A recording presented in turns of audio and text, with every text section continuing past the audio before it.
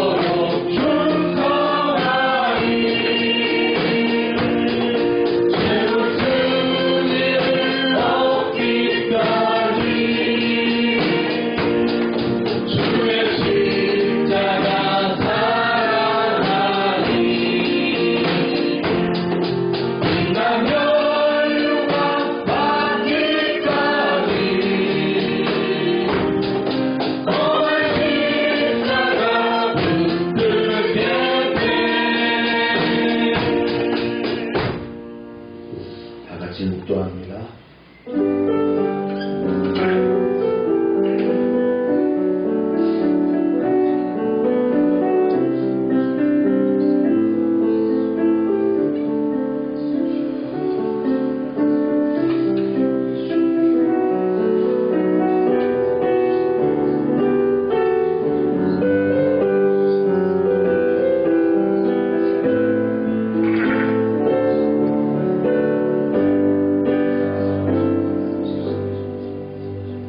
문들아 너희 머리를 들지어다. 영원한 문들아 들릴지어다. 영광의 왕이 들어가시리로다. 영광의 왕이 누구시냐? 강하고 능한 여호와시요 전쟁에 능한 여호와시로다. 문들아 너희 머리를 들지어다. 영원한 문들아 들릴지어다. 영광의 왕이 들어가시리로다. 영광의 왕이 누구냐? 만군의 여호와께서 곧 영광의 왕이시로다. 아멘. 평화의 왕으로 예루살렘에 입성하신 주님, 종려가지를 흔들며 호산나를 외치던 그날의 은혜를 기억하며 오늘 우리가 주님의 이름을 높여 예배의 자리로 나아갑니다. 주님, 지금 이 땅은 여전히 전쟁과 갈등 속에 신음하고 있습니다. 이란을 중심으로 이어지는 분쟁과 긴장은 호르무즈 해협을 둘러싼 불안으로 이어지고 세계 경제와 민생까지 흔들고 있습니다. 사람들은 두려움 속에서 미래를 염려하고 국가들은 힘과 무기로 서로를 위협하고 있습니다. 그러나 주님, 우리는 압니다. 참된 평화는 인간의 힘에서 오는 것이 아니라 평화의 왕 대신 예수 그리스도로부터 온다는 것을 전쟁 가운데 있는 땅에 긍휼을 베풀어 주옵소서. 탐욕과 권력으로 얼룩진 인간의 제약을 용서하여 주옵소서. 칼을 쳐서 보습을 만들고 창을 쳐서 낫을 만드는 하나님의 나라가 이 땅 가운데 속히 이루어지게 하옵소서. 특별히 호르무즈 해협을 둘러싼 긴장이 완화되게 하시고 세계의 경제와 민생이 안정되도록 은혜를 베풀어 주옵소서. 각 나라의 지도자들에게 지혜를 주셔서 전쟁이 아닌 화해와 대화의 길을 선택하게 하옵소서. 오늘 종료주일 예배 가운데 우리의 마음에 문이 열리게 하여 주옵소서. 영광의 왕이신 주님께서 우리의 삶 가운데 들어오시도록 성령의 기름 부으심을 더하여 주옵소서. 우리의 입술의 찬양이 진실되게 하시고 우리의 예배가 형식이 아니라 주님을 향한 온전한 헌신이 되게 하옵소서. 예수님의 이름으로 기원하옵나이다. 아멘.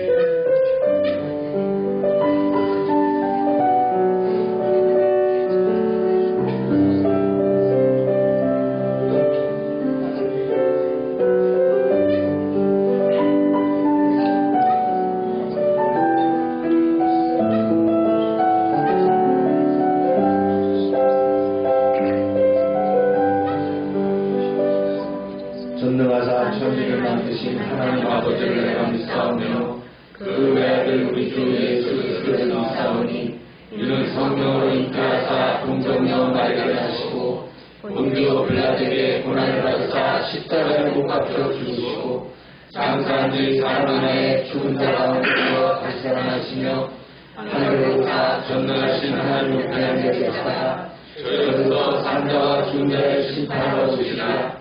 성령으로 믿사오며 거룩한 공예와 성도와 서로 교감하는 것과 죄를 사하시는 것과 몸을 다시 하는 것과 영원히 사는 것을 믿사옵나이다. 아멘. 자리에 앉으시기 바랍니다.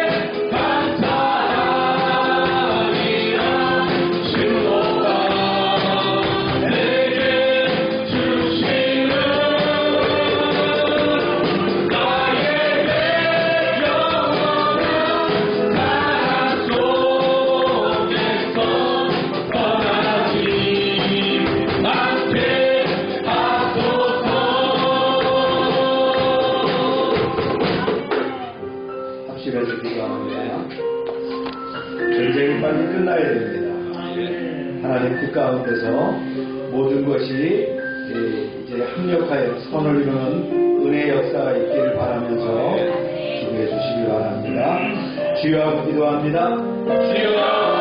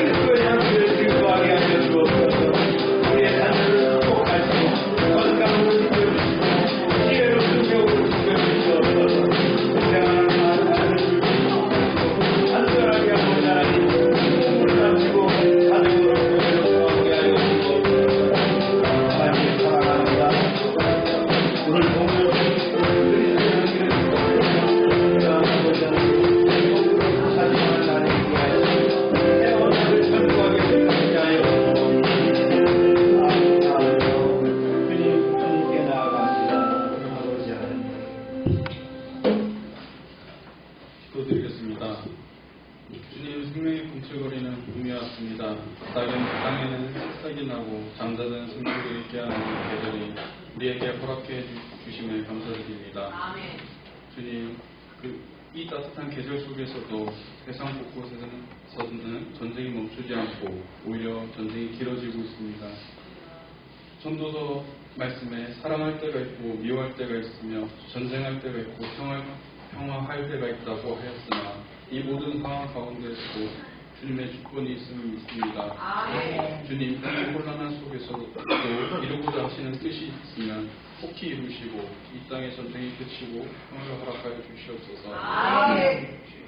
주님 전쟁 가운데 고통받는 민간인들을 기억하여 주시고 그들의 생명을 지켜주시고 두려움과 고통 속에 있는 이들에게 위로를 더해 주시고 더 이상 희생이 이어지지 않도록 막아주세요. 속히 이 전쟁이 그치게 하시고 전쟁의 바람이 아닌 평화의 봄바람이 불어 상처받은 자들에게 평화를 허락하여 주시옵소서. 주님 이 나라를 위해 기도합니다. 주님 권력의 황금 송아지를 붙들기 위해 이 나라의 정치인들은 국민들 앞에서 정의를 말하지만 뒤에서는 자신의 이익을 위해 거짓과 불의를 행하고 있습니다. 참 말씀에 거짓 증인은 벌을 면하지 못하며 거짓말하는 자도 피하지 못한다 하셨습니다. 주님 이들의 거짓과 탐욕을 반드시 드러내시고 그 행한 대로 갚아주시고 이 나라를 바로 세워 우리 미래의 자녀들이 살기 좋은 나라를 허락하여 주시옵소서. 주님 우리 열방교회를 위해 기도합니다. 우리 열방교회를 지금까지 이끌어오시며 물질과 시간과 삶을 아낌없이 드린 목사님의 헌신을 주님께서 기억하여 주시고 하나님은 우리의 수고와 사랑을 잊지 않으신다고 하셨사오니 그 헌신 위에 주님께서 은혜를 더하여 주시고 때를 따라 가장 선한 것으로 채워주실 것을 믿습니다. 지치지 않게 하여 주시고 그 삶 가운데 기쁨과 평강이 넘치게 하여 주시며 주님께서 주시는 참된 복으로 함께하여 주시옵소서. 주 예수 이름으로 기도드립니다.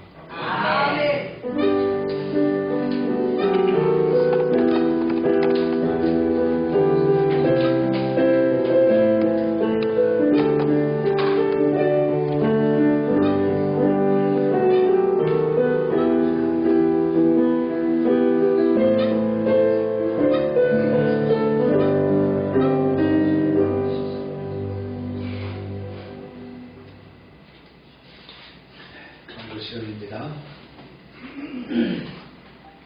오늘은 종료주일이고요. 또 주의 만찬 예배이고 다음 주일은 부활주일이 되겠습니다. 전도하고 큐티를 생활해 주시기 바랍니다. 말찬은 국수입니다. 그거 안 고쳤네요. 잔치국수고요.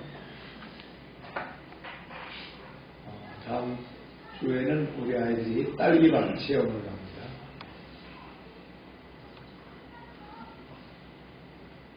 우리도 딸기 좀 먹겠죠? 다음 주에는? 네. 오늘은 3월 선교주일입니다. 축하합니다. 주의 원장님과 일치대학병원 간호사 채용되었습니다. 박수 한번 하십시오. 한 해 동안 대학에서 공부한다고 수고했습니다. 간호대학이 만만치 않죠? 1학년 때부터 이렇게 자격 시험을 준비하기 때문에 간호대학이 아주 빡빡합니다. 혜원이가 머리가 좋은지 공부가 힘들단 말을 내 들어본 적이 주집사님이 머리가 좋으십니다. 제가 간호사 공부하는 사람들 다 힘들다고 많이 들었거든요. 우리 봉사 어떤 그 학생들이 보면 아주 너무 힘들다 그러는데 혜원이는 한 번도 공부가 힘들다는 말은 안 해서 대학 생활하면서 유튜브에다가 아빠하고 이렇게 얘기하는 것도 들리고 그래서 감사합니다. 우리 홍예린 자매가 이제 충남대학교 병원에 이제 간호사로 근무하고 을지대학교 병원에도 이제 근무하게 됩니다. 하나님께서 함께 하신 줄로 믿습니다. 제가 기도의 제목에 이렇게 지웠습니다. 제가 대학 입학해서부터 간호사 했는데 간호사는 됐고 또 대학병원 했는데 이제 대학병원도 됐고 그래서 저도 이제 뭐가 이렇게 가슴에 닿고 있는 거 하나 내려놨습니다. 다 같이 읽습니다. 시작. 내가 너와 함께합니다. 놀라지 말라. 나는 내 하나님이 됩니다. 내가 너를 굳세게 하리라. 참으로 너를 도와주리라. 참으로 나의 의로 도도 너를 붙들리라. 아멘. 오늘 말씀은 마태복음 26장 14절로 35절 말씀입니다. 시작. 그들이 먹을 때에 이르시되 내가 진실로 너에게 이르노니 너희 중에 한 사람이 나를 팔리라 하시니 그들이 몹시 근심하여 각각 여짜오되 주여 나는 아니지요. 대답하여 이르시되 나와 함께 그릇에 손을 넣는 자가 나를 팔리라. 예수께서 떡을 가지사 축복하시고 떼어 제자들에게 주시며 이르시되 받아서 먹으라. 이것은 내 몸이라 하시고 또 잔을 가지사 감사기도 하시고 그들에게 주시며 이르시되 너희가 다 이것을 마시라. 이것은 제 사함을 얻게 하려고 많은 사람을 위하여 흘리는 바 나의 피 곧 언약의 피이라.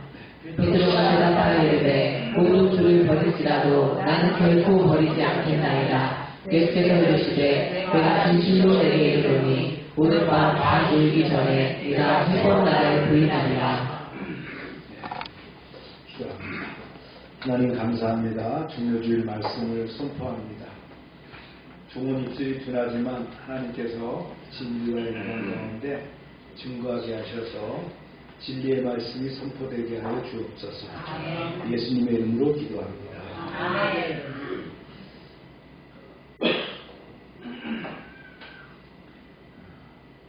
오늘 그 박명기 집사가 봉고를 치길래 깜짝 놀랐어요. 연우가 독감이래요. 네, 아직 독감이 있구나.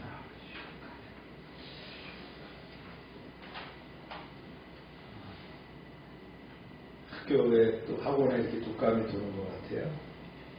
주민기 조심하세요. 네, 마스크 잘 쓰고 입시 준비하는 사람들이.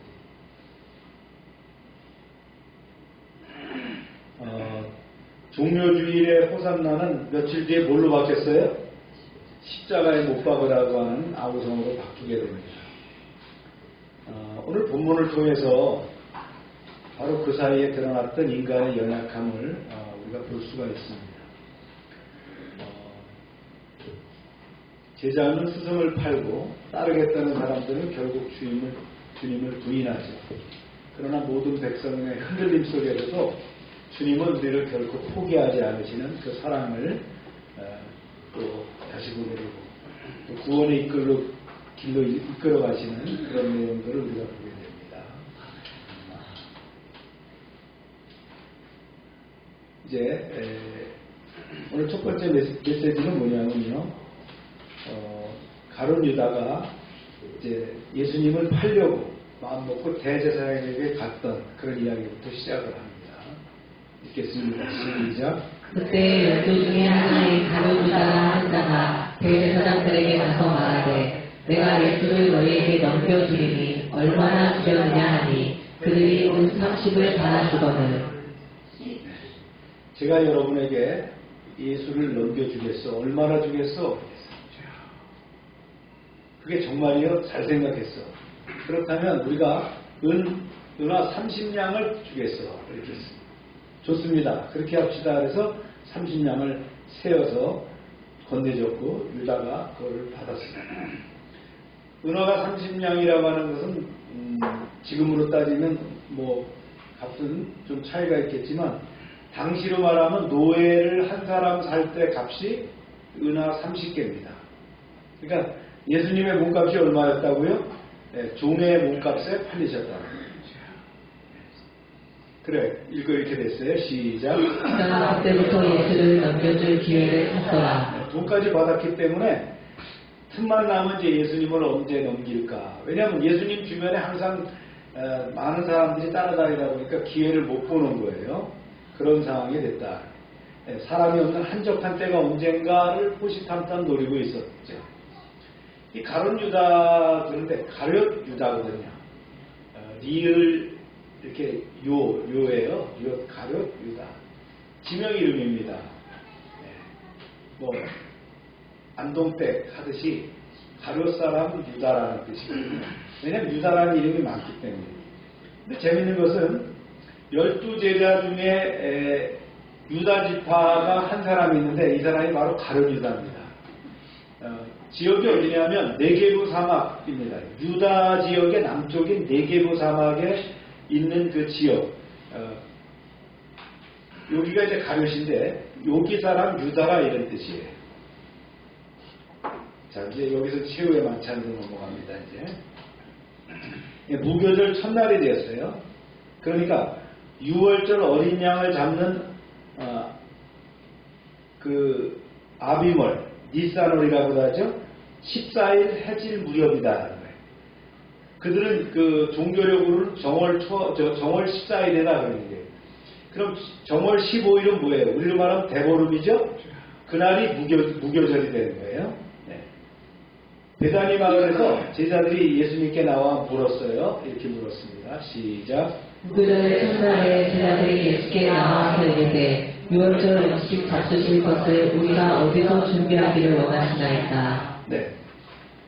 선생님, 우리가 어디서 6월절 음식을 차리면 좋겠습니까? 이렇게 물었어요. 그랬더니 이렇게 말씀하세요. 시작. 이르시되 성한 아무에게 나서 이르되 선생님 말씀이 내 때가 가까이 왔으니 내 제자들과 함께 6월절을 내 집에서 지키겠다 하시더라 하라 하시니. 네. 벌써 그리 됐구나. 그렇다면 너희는 예루살렘 성읍에 가서 아무나 찾아가서 이렇게 말해라. 그게 뭡니까? 우리 선생님이 이제 때가 되어서 댁에서 6월절을 지키겠다고 한다. 이렇게 얘기하라는 거예요. 어쨌든 하여튼 제자들이 이렇게 6월절을 지키는 대로 준비를 하게 되었다는 거예요. 거기가 어디냐면 예루살렘 성 안입니다. 성 안에 있는 한 집에 가서 얘기를 해서 그 다락방에서 6월절 상을 차리게 되는 거예요.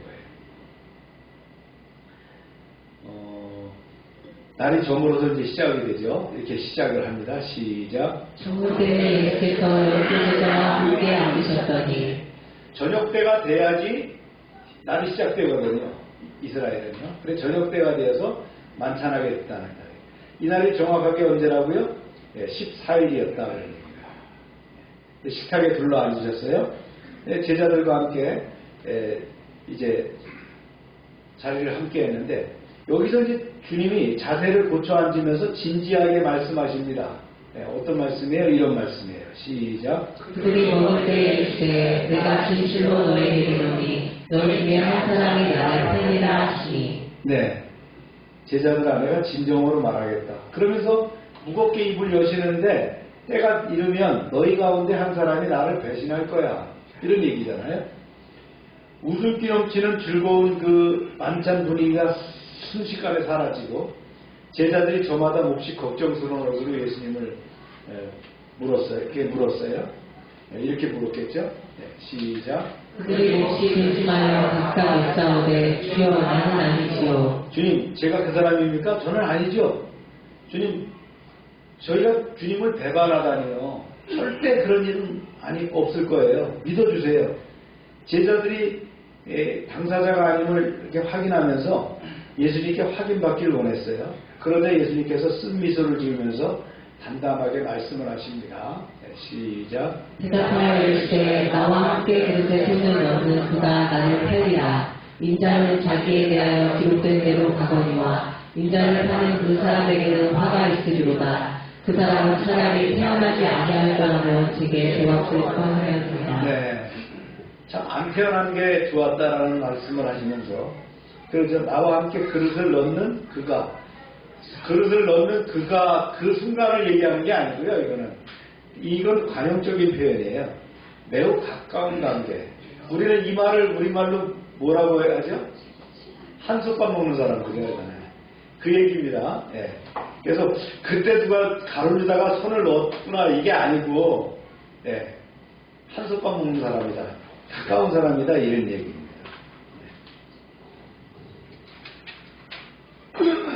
그때 이제 유다가 아주 뻔뻔스럽게 되물었어요. 이렇게 물었어요. 시작. 예수를 파는 유다가 대답하되 라삐여 나는 아니지요. 대답하시되 내가 말하는도다 하십니다. 네. 라삐여 설마 그 배신자가 저는 아니죠? 그랬더니 네가 말했다고 얘기하는 거예요. 이때 제자들은 예수님과 가룟유다 사이의 대화를 정확히 인지하지 못합니다. 왜냐하면 가룟유다가 이제 뭘 맡은 사람이라고요? 재정을 맡은 사람이에요. 그래갖고 뭘 추가적으로 더 살아오라는 것보다 이런 생각을 했겠죠. 네.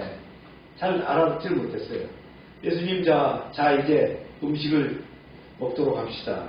그러면서 이제 6월절 무교병이죠. 예, 이스트가 들어가지 않은 그 빵을 들어서 이제 나눕니다. 예, 시작. 그들이 먹을 때 예수께서 떡을 가지사 축복하시고 떼어 제자들에게 주시며 이르시되 받아서 먹으라 이것은 내 몸이라 하시고. 네. 우리 한국 성경에는 떡으로 되어 있어요. 떡. 네. 네. 한자로 떡은 뭐죠? 병이죠. 그래서 전병 이렇게 하는 병이군요. 근데 떡과 이제 빵하고 차이가 뭐가 있어요? 네. 누구는 뭐 쌀로 만들면 떡이고 뭐 밀가루로 만들면 빵이다 그러는데 네. 제가 찾아보니까 이렇게 됐어요. 떡은 찌는 거예요. 가루를 내갖고 쪄가지고 그거를 다시 어떻게 합니까? 그 아주 뭉치죠. 뭉쳐서 이게 만드는 게 이제 그 떡인데 빵은 어떻게 합니까? 가루를 오븐에 구워서 만드는 게 빵이란 말이에요. 떡은 뭐 물론 숙성하는 것도 있지만 빵은 대부분 숙성해야지 됩니다. 근데 떡은 이제 숙성하는 경우는 드물죠. 그런 차이가 있는데 아마 이 성경을 떡이 아니라 빵으로 고쳐야 될 거라고 생각을 했어요. 그러면서 이걸 받아 먹어라. 이 빵은 내 몸이다 이렇게 말씀하셨어요. 제자들이 이 말씀이 무엇인지 잘 알아듣지 못했어요. 그냥 분위기가 엄숙했기 때문에 여기에 붙여서 그냥 떡을 이 빵을 떼어 주시는구나 이렇게 생각했다는 거예요. 그러자 이번에 잔을 들고 또 말씀하시는 거예요. 감사를 드리는 겁니다. 이렇게 했어요. 시작. 또 전하사 감사하고 하시고 그들에게 주시며 이르시되 너희가 다 이것을 마시라. 이것은 죄사함을 얻게 하려고 많은 사람을 위하여 흘리는 바 나의 피 곧 너희의 피니라. 네. 제자들은 의아했지만 예수님 말씀하신 대로 건네받은 잔을 돌아가면서 조금씩 포도주를 마셨습니다. 그런데 예수님이 또 이 말씀을 하셨어요. 네. 시작. 그러나 너희에게 이르노니 내가 포도나무에서 난 것을 이제부터 내가 아버지의 나라에서 새 것으로 너희와 함께 마시는 날까지 마시지 아니하리라 하시니라. 네. 최후의 만찬이라는 걸 얘기해서 마지막으로 먹는다라는 거예요. 그러면서 이게 끝이 아니라는 얘기를 하시는 거죠. 언제요? 네, 아버지 나라에서 새 것으로 너희와 함께 마시는 날까지 마시지 않겠다 이렇게 말씀하셨어요. 그러면서 이제 이 최후에 맞춰서 몸과 이제 그 포도주를 말씀하셨어요. 여기서 6월절 빵 무교절은 우리가 압니다. 지난번 우리가 출애굽기에서도 강해할 때에 그 내용을 배웠죠. 이 무교절의 의미, 무교절의 빵이 뭐라는 걸 얘기합니다. 그런데 주님이 이렇게 말씀하셨어요. 이 빵이 뭐라고요? 당신의 몸이라는 거예요. 몸을 나눠주셨다는 거예요. 근데 포도주를 주시면서 뭐라 그랬어요? 피, 언약의 피라고 말씀하시는 거예요. 이 언약, 새 언약을 말씀하시는 거예요. 옛 언약과 새 언약은 아시죠? 옛 언약이라고 하는 건 뭐예요? 모세가 시내산에 올라가서 하나님께서 주신 계명을 받았어요. 돌판에 쓰여서 주신 거고요. 새 언약은 뭡니까? 바로 새 언약에 대한 것을 결정적으로 말씀하시는 것이 여기서 말씀하시는 거예요. 이 주의 만찬은 그렇게 중요합니다. 새 언약에 대한 그 개념을 여기서 정확하게 말씀하시는 거예요. 새 언약은 뭘로 이루어지는 거예요? 예수님의 몸과 피로 이루어진다는 거예요. 그 죽음으로 이루어진다는 거예요. 죽음을 통해서 대속하는 거예요. 옛 언약이 뭘로요? 주신 말씀대로 사는 것이 옛 언약이고 그것을 따르는 삶이 의로움이라고 했다면 이제는 어떻게 하는 거예요? 예수님의 몸과 그 피를 통해서 제사함의 은총을 받는다는 것이 바로 새 언약이라는 걸 말씀하십니다. 그러니까 주의 만찬이라는 것은 간단한 이게 우리로 말하면 2절의 말씀이었는데 세 절이죠. 서너 절의 말씀이지만 굉장히 중요한 여기 새 언약이라는 말씀이 여기 포함되어 있다. 제자들이 이때는 몰랐어요. 그렇죠? 예수님이 죽고 그 다음에 부활하시고 난 다음에 통째로 깨어보니까 이게 새 언약을 말씀하시는 거라는 걸 알게 됐다. 아멘입니까? 네. 그러면서 이제 산으로 올라가시는 거예요. 시작. 이에 그들이 참여하고 감람산으로 나아갔다. 네. 가자. 이제 감람산, 올리브산으로 가자. 그랬어요. 찬송을 부르면서 가셨겠죠? 예. 좌측에 있는 사진이 그 지금의 그 감람산 모습입니다. 네. 근데 우측의 모습이 감람산 전망대에서 바라본 예루살렘의 모습. 그러니까 구도심이라는 거예요. 구도심의 모습이 보입니다. 앞에 황금빛으로 보이는 것이 이스라엘 뭐죠? 해교 사원이에요. 네. 바로 저기 뭐가 있어야 돼요? 성전이 있어야 되는 것이 자리였다는 거예요. 거리로 따지면 한 2, 3km 정도 될까? 그렇습니다. 저 감람산이 해발로 따지면 814m니까 꽤 높은 산입니다. 그런데 저 지역 자체가 다 높은 지역이에요. 예루살렘이 높은 지역에 있거든요. 굉장히 그 814m 같으면 우리로 따지면 계룡산보다 높은 산이잖아요.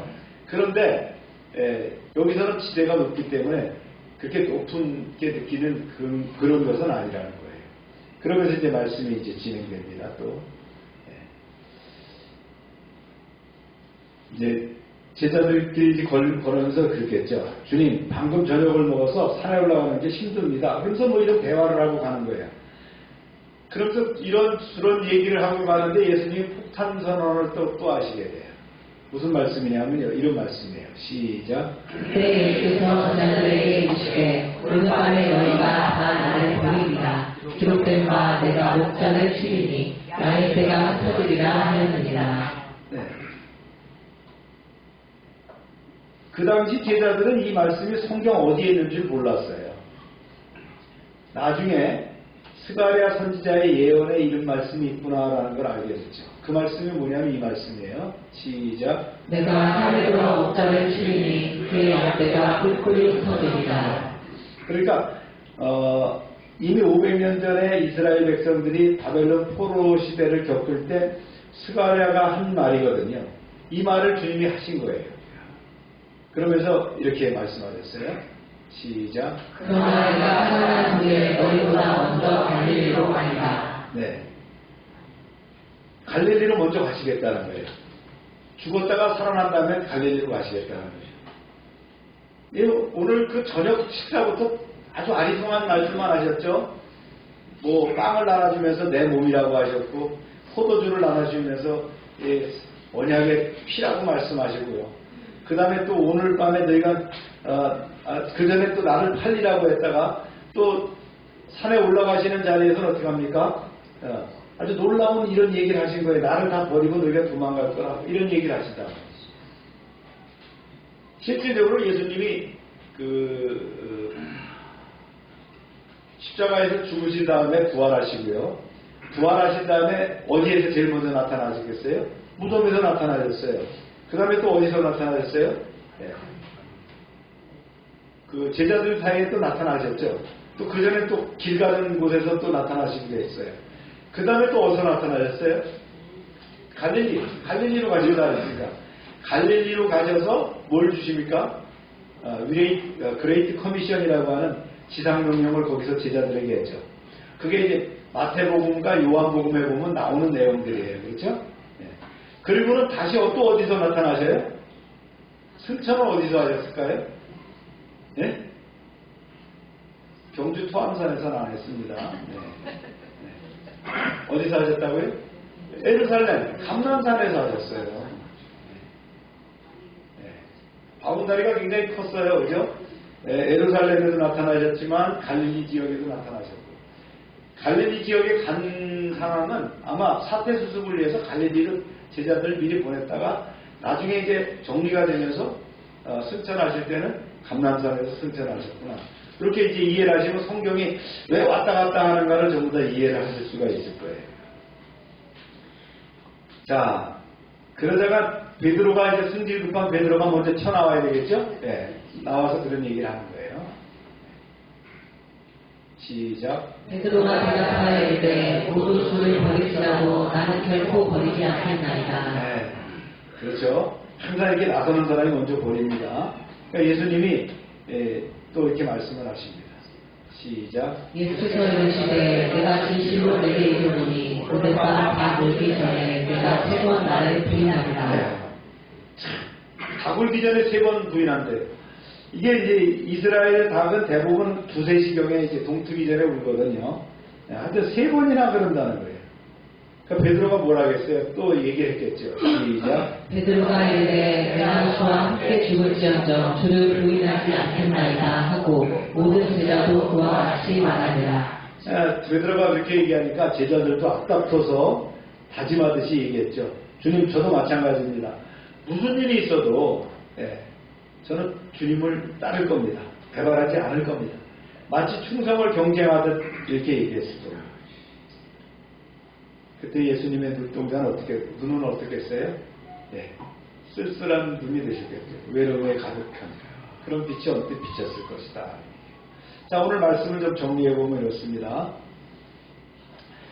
배신으로 시작되는 십자가의 길이죠. 가룟 유다는 는 30에 예수님을 넘겨주기로 결심합니다. 이게 단순히 금전 거래가 아니에요. 제자가 스승을 배반한 비극적인 사건입니다. 그 배후에는 인간의 탐욕과 함께 사탄의 역사가 있다고 나옵니다. 예수님의 십자가 길은 인간의 죄와 배신 속에서 시작됐습니다. 그 다음에 순종으로 준비되는 유월절 만찬이죠. 제자들이 예수님의 말씀에 순종해서 유월절을 준비합니다. 그들은 이 식사가 마지막 식탁이 될 줄은 알지 못했어요. 예수님께서는 내 때가 가까이 왔다라고 하시면서 십자가를 향한 하나님의 계획을 분명히 인식하고 계셨다라는 걸 알 수 있어요. 배신을 아시면서도 예수님은 사랑을 말씀하시죠. 예수께서는 제자 중 한 사람이 자신을 팔 것을 말씀합니다. 그러나 이 말씀 속에는 정죄보다 회복을 향한 애통함이 담겨 있죠. 가능하면 회개하고 돌아오기를 원하는 끝까지 그렇게 하시는 거예요. 새 언약으로 세워진 최후의 만찬을 하십니다. 떡과 잔을 통해서 자신의 몸과 피를 설명하면서 이것이 제사함을 얻게 하려고 많은 사람을 위하여 흘리는 나의 피, 곧 언약의 피다. 새 언약의 피다는 거예요. 옛 언약을 완성하고 이제 새 언약을 세우는 아주 결정적인 사건이 바로 주의 만찬입니다. 예수님은 실패를 하시고도 붙드시는 주님의 은혜다. 제자들이 모두 자신이 버릴 것을 예언하십니다. 베드로는 끝까지 부인하죠. 장담까지 합니다. 그런데 예수님은 부활 후에도 다시 그들을 만나실 것을 약속합니다. 그래서 갈릴리에로 먼저 가겠다라고 했죠. 이런 말씀이었다. 근데 오늘 참 특이한 건 그렇죠.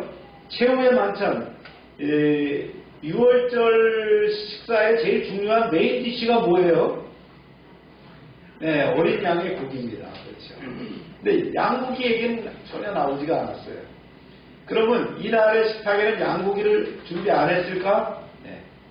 했을 거예요. 근데 강조하지 않았다는 거예요. 이 전통적인 6월절에는 분명히 어린 양이 포함됩니다. 왜냐하면 양이 중심이잖아요. 양을 잡아서 피를 어떻게 해요? 문설주와 인병에 바르고 그 밤에 고기를 구워 먹는데 뭐하고 먹는다 그랬어요? 순나물과 같이 먹는다 그랬잖아요. 핵심이 뭐예요? 어린 양의 죽음이에요. 그죠? 그 피를 바르고 이것이 바로 구원이라는 거예요. 따라서 6월절 식탁에는 반드시 뭐가 있어야 돼요? 어린 양이 있어야 된다. 목포에 가니까 잔치가 있으면 뭘 내놓는다고요? 홍어를 내놔야 돼요. 홍어가 빠지면 안 되는 것처럼. 그렇죠? 6월절에는 어린 양이 빠지면 식사가 안 되는데 이 말을 쓰면 안 된다. 그런데 복음서 어디서도 어린 양 언급이 없다. 마태복음에도 마가복음에도 누가복음에도 떡과 잔은 강조되는데 어린 양 고기는 언급되지 않아요. 이건 단순한 상기가 아니라 의도적인 신학적 강조가 있어요. 왜냐하면 예수님 자신이 어린 양이기 때문이에요. 그래서 당신이 이건 내 몸이다라고 찢어서 준 거예요. 떡을, 그 빵을. 누가 얘기한 거예요 이게? 보라 세상의 죄를 지고 가는 하나님의 어린 양이다. 예, 침례 요한이 얘기를 했죠. 침례 요한이 하나님의 감동을 받고 나서 예수님이 나오는 것을 보고 딱 그렇게 딱 던져진 말이 뭐예요? 세상의 죄를 지고 가는 하나님의 어린 양입니다. 이게 그냥 나온 말이 아니란 말이에요. 그렇죠? 예. 최후의 만찬 자리에는 이미 진짜 어린 양이 앉아 계셨어요. 따라서 더 이상 상징적인 어린 양이 필요하지 않았다는 거죠. 그래서 6월절의 완성이 최후의 만찬입니다. 구약의 6월절, 어린 양의 피로 육체적 죽음에서 구원했다면 신약의 성찬, 신약의 주의 만찬은 예수님의 피로 영원한 죄에서 구원받는 거랍니다. 이것은 내 몸이니라. 이것은 나의 피, 곧 언약의 피니라 그랬어요. 이제 중심은 어린 양 부기가 아니라 예수님의 몸과 피로 전환됐다는 거예요. 정리해보면 그렇습니다. 여러분 읽어봅니다. 시작. 최후의 만찬에 어린 양이 없는 이유는 빠른 것이 아니라 이미 완성되었기 때문입니다. 어린 양이 사라진 것이 아니라 어린 양이 사람이 되어 그 자리에 계신 것입니다. 할렐루야. 네. 그렇던데 그 다음에 또 하나 이제 가룟 유다가 예수님을 왜 배반했을까? 배반한 이유가 뭘까? 성경에 나온 걸 좀 정리해봅니다. 돈에 대한 탐욕이 있었다는 거예요. 이게 직접적으로 드러난 이유죠. 이 가룟 유다가 평소에도 돈을 탐했어요. 그는 평소에도 삥땅이라고 하죠. 예수님 공동체의 재정을 맡았는데 삥땅을 사는 그런 버릇이 있었다는 거예요. 그러니까 돈에 대해서 그런 마음이 있었다는 거예요. 돈에 대해서는 어때요? 네. 정확한 자기 그게 그 정체성이 있어야 돼요. 하나님 것과 내 것과 남의 것. 그렇죠? 이 세 가지 종류가 있어요. 남의 것은 남의 거예요. 하나님 거는 하나님 거고요. 내 거는 내 거예요. 내 거를 뭐 굳이 남줄 필요 없어요. 내 거는 내 거란 말이에요. 이게 정확한 정체성이 있어야 돼요. 이게 이제 안 되니까 문제가 생기는 것이 뭡니까? 네. 이 가룟 유다가 예수님의 수제자 중에서도 아주 그 재정을 맡았다는 건 굉장히 중요하잖아요. 우리도 재정부 장관 같은 경우 중요한 위치입니다. 부총리급이고, 예, 그런 위치인데 예, 이런 우를 저질렀다는 거예요. 그래서 유다는 예수님보다도 돈을 더 가치 있게 여겼다. 그렇습니다. 세상 살아가면서 이게 굉장히 중요한 가치관이 돼야 합니다. 특히 공직에 있는 사람들, 또 돈을 만지는 자리에 있는 사람들은 이걸 굉장히 조심해야 된다. 할렐루야. 사단의 개입이 있었죠. 여기 영적 타락인데요. 성경은 유다의 배신의 배후에 누가 있다 그랬어요? 영적인 요소가 있다. 마귀가 벌써 시몬의 아들 가룟 유다의 마음에 예수를 팔려는 생각을 넣었더라. 요한복음에 얘기하고요. 또 요한복음 13장 27절에 유다가 그 조각을 받고 예수님이 뭘 줬어요? 빵을 떼서 주셨거든요. 빵을 초를 찍어서 주셨어요. 그랬는데 이걸 받고는 나가니 밤이라는 거예요. 사탄이 그 속에 들어간지라. 단순한 인간적 실수만이 아니라 그러니까 돈에 대한 욕심뿐만이 아니라 그 배후에 뭐가 있다고요? 죄를 방치한 결과 사탄의 영향 아래 들어갔다. 이게 결정적인 요인이 되겠죠. 이 예수님에 대한 오해가 있었을 거예요. 유다는 다른 제자들처럼 메시아에 대한 정치적 기대를 가지고 있었어요. 또 로마를 무너뜨리는 정치적인 왕, 또 현실적인 권력과 그 번영을 가져오는 메시아라고 봤는데 예수님은 십자가 길로 가시겠다고 했거든요. 유다는 이 길은 내가 기대한 메시아가 아니라는 실망 가운데 유다가 할 수 있는 것은 뭐예요? 돈에 대한 욕심과 사단의 사주에 따라서 예수님을 팔게 됐다. 그런데 이 자체가 어디에 나오느냐? 회개 없는 그 죄의 진행 과정이었다. 한마디로 이 뉘우침은 있었어요. 나중에 보면 예수를 판 유다가 그의 정죄됨을 보고 스스로 뉘우쳐. 어떻게 했어요? 목매달아서 죽는다고 죽었는데 떨어져갖고 배가 터져 죽었어요. 그랬어요? 네. 이 뉘우침은 있었지만 어떻게 했다고요? 회개가 없었다. 그냥 뉘우침이 끝나는 것은 안 됩니다. 뭐가 있어요? 우리는 회개. 회개라는 건 뭐예요? 하나님께로 돌아가는 거예요. 이게 없었다는 거예요. 인간적으로 뉘우침까지는 있을 수 있지만 회개로 돌아가지 못한 아쉬움이 있다는 거예요. 그런데 이런 것들이 구속사 속에서 다 명시되어 있었다는 거죠. 성경은 유다의 배신조차도 하나님의 구속 계획 안에 있음을 보여주는데 인자는 자기에 대하여 기록된 대로 가거니와 하고 있어요. 인자를 파는 그 사람에게는 화가 있으리로다 오늘 말씀하잖아요. 유다의 행동은 예언의 성취라는 측면도 있지만 그 책임은 누구한테 있어요? 네, 자신한테 있다는 거예요. 자신한테. 정리하면 가룟 유다의 배신은 하나님의 이유가 아니라 하나의 이유가 아니라 복합적인 결과로 나타난다 그랬어요. 돈에 대한 탐욕, 사단의 역사, 메시아에 대한 왜곡된 기대, 회개 없는 죄, 그 다음에 하나님의 구속사 속에 허용된 사건이었다. 아쉽죠? 목회적 적용. 가룟 유다는 가장 가까이 있었지만 가장 멀어진 사람이에요. 말씀을 듣고 기적을 보고 공동체 안에서 있었지만 마음은 이미 다른 곳에 있었다. 적은 어디에 있다고요? 늘 가까운 곳에 있다는 거예요. 네. 그랬어요. 적은 늘 가까이 있었어요. 박정희 대통령을 시해한 사람이 저 김일성이가 보는 사람 아니에요. 지금. 네. 늘 자기 앞에 있었던 사람. 자기한테 밥 먹었던 사람. 같은 접시에 손을 댔던 사람들이죠. 오늘 우리에게 주는 교훈은 분명합니다. 예수님 곁에 있는 것과 예수님을 사랑하는 것은 다를 수 있다는 거죠. 자, 오늘 말씀의 적용입니다. 배신 속에서도 우리를 포기하지 않으신 주님이 계셨다. 네. 종려주일이 어떤 날이었어요? 예수님이 예루살렘에 들어간다고 환호했던 날입니다. 종려가지를 꺾어서 흔들면서 호산나 다윗의 왕이여 그래서 외쳤던 소리. 그런데 이게 며칠 지나지 않아서 어떻게 바뀌었어요? 예수님을 십자가에 못 박으라는 그런 외침으로 바뀌게 됐다. 이게 인간적 배신, 그런 것들이 우리 오늘 배우는 말씀 속에서 다 담겨있다는 거예요. 인간의 배신과 연약함, 여기에 뭐가 있다고요? 하나님의 구원 계획은 멈추지 않고 있었다. 오늘 말씀의 첫 번째입니다. 인간은 언제든지 주님을 배반할 수 있는 존재라는 거예요. 유다가 그랬죠. 내가 예수를 너희에게 넘겨주리니 얼마를 주겠느냐. 3년 동안 수많은 기적을 보고 말씀을 들었던 제자였는데 그럼에도 불구하고 은 30에 예수님을 넘겨주는 선택을 합니다.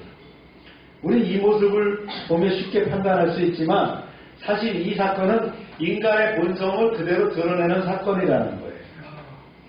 오늘 우리 역시 상황과 이해관계 앞에서 하나님보다 다른 것을 선택할 수 있는 그런 존재라는 거예요. 우리의 마음속에 여전히 세상을 향한 욕망과 자기중심적인 선택이 자리 잡고 있음을 인정해야 된다는 거예요. 늘 우리는 그걸 깨어 있어야 되는 거예요. 깨어 있다는 그 자체는 뭐예요? 내가 막 열심으로 뭐 그게 아니고요.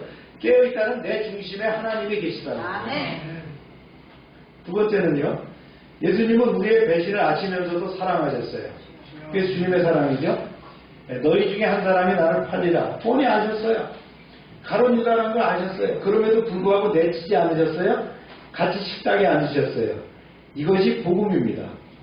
우리가 완전하기 때문에 사랑받는 것이 아니라 사랑받고 있기 때문에 변화의 기회를 얻는 거예요. 주님은 우리의 실패를 아시면서도 여전히 우리를 부르시죠. 기다리시고 회복하기를 원하십니다. 할렐루야. 세 번째는요. 주님은 자신의 몸과 피로 새 언약을 세우셨다. 그렇죠? 이것이 제사함을 얻게 하려고 많은 사람을 위하여 흘리는다. 나의 피, 곧 언약의 피라. 이게 새 언약이라고 했어요. 여기에 복음이라는 것이 담긴 거예요.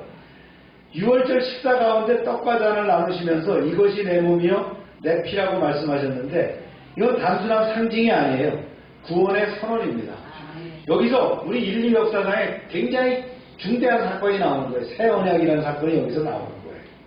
옛 언약은 율법을 통해서 의를 요구했다면 새 언약은 예수님의 죽으심 그리고 부활을 통해서 우리에게 얻어지는 것이에요. 우리는 더 이상 행위로 구원을 얻는 존재가 아니라는 거죠. 은혜로 구원을 받는 그런 존재라는 거예요. 사실 우리의 신앙의 중심이 바로 여기에 있어야 된다. 할렐루야. 네 번째 메시지는요. 우리가 넘어지지만 주님은 우리를 회복시키신다. 베드로에게 뭐라 했어요? 닭 울기 전에 내가 3번이나 나를 부인하리라. 아마 베드로가 수제자가 된 것도 그래 순교할 수 있었던 것도 바로 이런 자기의 통찰이 있었기 때문이라고 생각이 됩니다. 우리는 자주 넘어지지만 주님은 다시 일으키시는 분입니다. 몇 번 일으키 세우실까요? 7번? 수없이 세우시겠죠. 그렇죠? 베드로는 끝까지 주님을 따르겠다고 장담했지만 결국 3번 부인합니다. 그러나 예수님은 그 실패를 미리 아시고 그랬어요. 내가 살아난 후에 너희보다 먼저 갈릴리로 가시리라. 회복의 약속입니다. 우리의 신앙은 실패로 끝나지 않습니다. 주님의 은혜로 다시 시작할 수 있게 열려 있다는 거예요. 자, 오늘 말씀을 이제 그림으로 표했습니다. 인간은 어떤 존재라고요? 배신하는 존재다. 나는 절대 배신하지 않습니다. 그런 사람 있습니까? 네, 그 사람 닭 울기 전에 3번 배신합니다. 네. 그 다음에 두 번째는요. 배신을 넘어선 사랑이 있다는 거예요. 네. 그 다음에 세 번째는요. 네. 몸과 피로 뭘 주셨다고요? 새 언약을 주셨어요. 네 번째 말씀은요. 넘어지지만 회복시킨다. 이것이 바로 뭐라고요? 한 단어로 얘기하면 십자가 사랑이다. 그 사랑을 받는 여러분들이 줄로 믿습니다. 그렇습니다.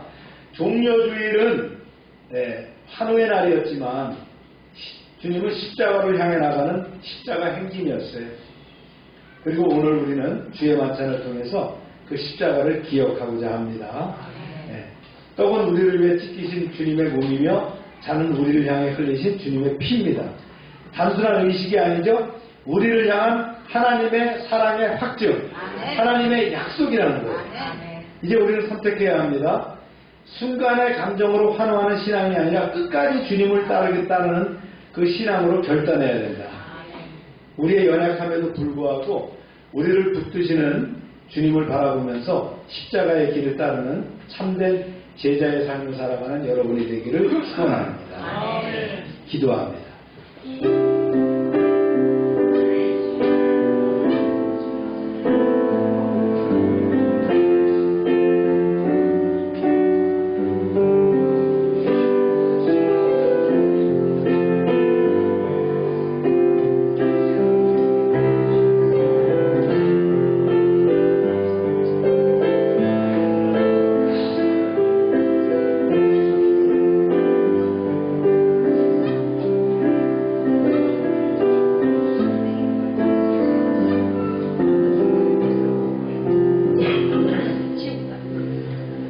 사랑과 은혜가 풍성하신 하나님 아버지, 종료주의를 맞아서 주님께 걸어가신 십자가의 길을 깊이 묵상하게 하시니 감사합니다.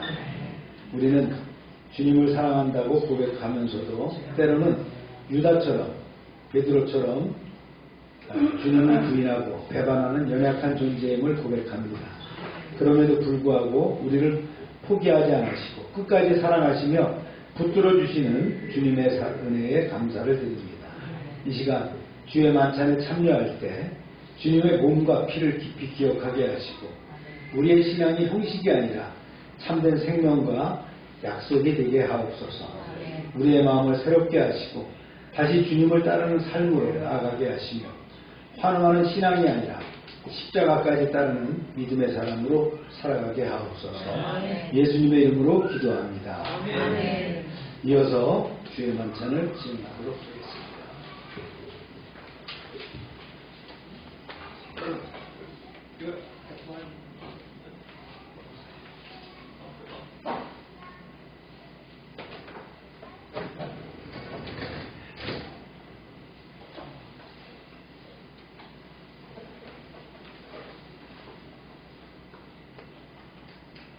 말씀을 한번 읽어볼까요? 고린도 전서에 나와 있는 그 주의 만찬의 내용입니다. 시작. 내가 너희에게 전하던 죄가 것이니 곧 주께서 정신전함에 떡을 식사하시고 되어 이르시되 이것은 너희를 위하는 내 몸이니 이것을 행하여 나를 기념하라 하시고 식후에 또한 그와 같이 잔을 가지시고 이르시되 이 잔은 내 피로 세운 새 언약이니 이것을 행하여 마실 때마다 나를 기념하라 하셨으니 너희가 이 떡을 먹으며 이 잔을 마실 때마다 주의 죽으심을 그가 오실 때까지 전하는 것이니라. 아멘. 기도합니다. 사랑의 주님, 십자가에서 죽으신 하나님의 아들 예수 그리스도의 이름을 위하여 주님을 찬송합니다. 저희 자신의 의로는 감히 주님의 만찬을 대할 수 없지만 주님의 은혜로 이 만찬에 참여하게 되었습니다. 저희의 죄악을 사하시어 심령을 깨끗게 하여 주옵소서. 저희에게 새로운 심령을 허락하심으로 살아계신 주님의 임재를 알게 하여 주옵소서. 예수님의 이름으로 기도합니다. 주 예수께서 잡히시던 날 밤에 떡을 가지고 축사하시면서 떼어주셨습니다. 이 떡을 떼어 나눌 때에 십자가에 달리신 주님의 몸을 기념하면서 주님의 성찬에 참여하길 바랍니다. 또 한 번 기도합니다. 하나님 아버지, 예수님이 떼어주시며 받아 먹으라 이것이 내 몸이라 하신 말씀에 의해서 이 떡을 나눕니다. 이 떡을 나눌 때에 주님의 속죄의 은혜를 더 깊이 깨닫고 영생을 얻은 자로 굳세게 살게 하여 주옵소서. 예수님의 이름으로 기도합니다.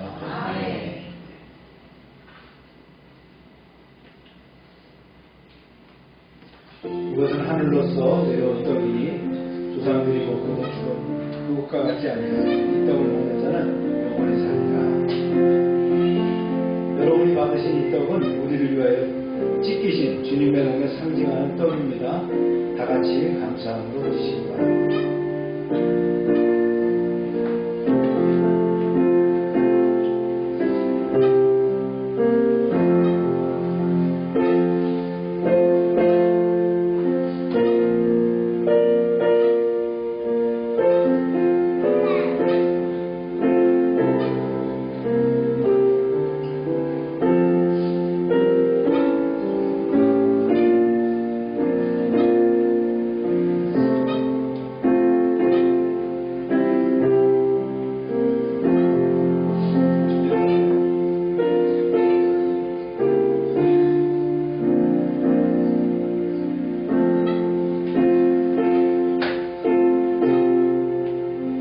받으신 분 있나요?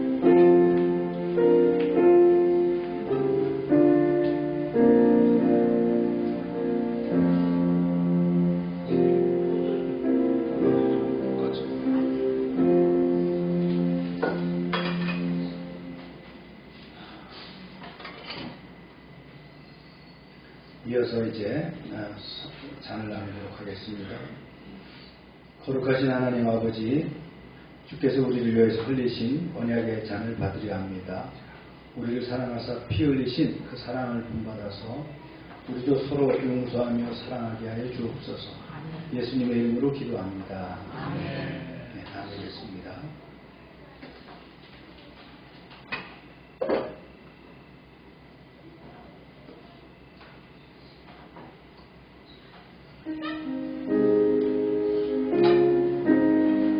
율법을 붙잡고 의무의 물건이 피로서 정결케 되나니 피 흘림이 없은 즉 사함이 없느니라. 인자의 살을 먹지 아니하고 인자의 피를 마시지 아니하면 너희 속에 생명이 없느니라. 이 잔은 영생의 참된 물이니라. 우리가 지금 받아든 이 잔을 우리를 위하여 흘리신 주님의 피를 상징합니다. 다 같이 감사한 마음으로 드시기 바랍니다.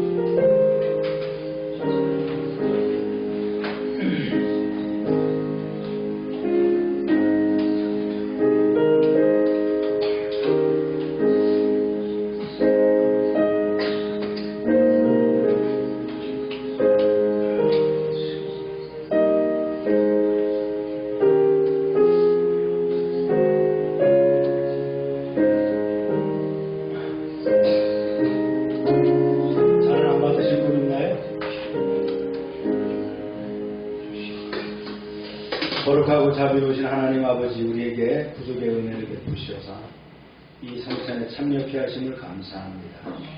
우리를 위해 죽으셨다가 다시 사신 예수님의 삶을 우리의 주님으로 모시고 섬기며 순종하며 주의 뜻을 이루게 하여 주옵소서. 예수님의 이름으로 기도합니다. 네, 다 같이 일어나셔서 찬송 156장 보면서 드리겠습니다.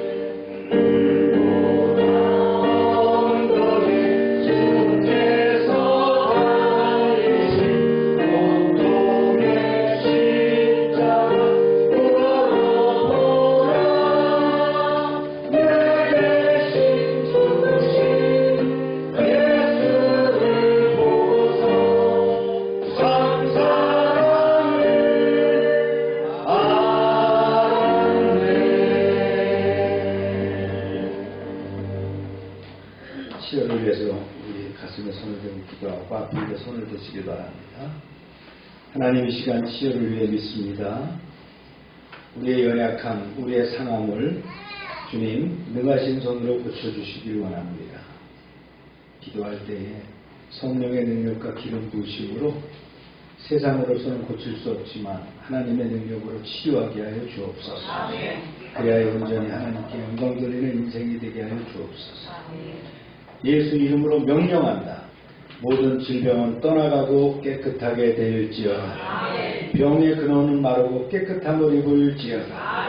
이 시간 역사하셔서 치유함을 믿고 감사하며 나아가게 하여 주옵소서. 날마다 넘치는 하나님의 구원 은총에 감사드리며 저희들에게 주신 것을 구별하여 하나님께 드립니다. 약속대로 10의 1조를 드리며 감사의 예물을 드리며 선교의 예물을 드리며 약정된 예물을 드립니다. 주님, 30배, 60배, 100배로 넘치게 채워 주옵소서. 황충을 금하여 주시고 과실이 기한전에 떨어지지 않도록 보호하여 주옵소서. 또한 아버지 하나님, 말씀대로 사는 인생 될 수 있도록 허락하여 주옵소서.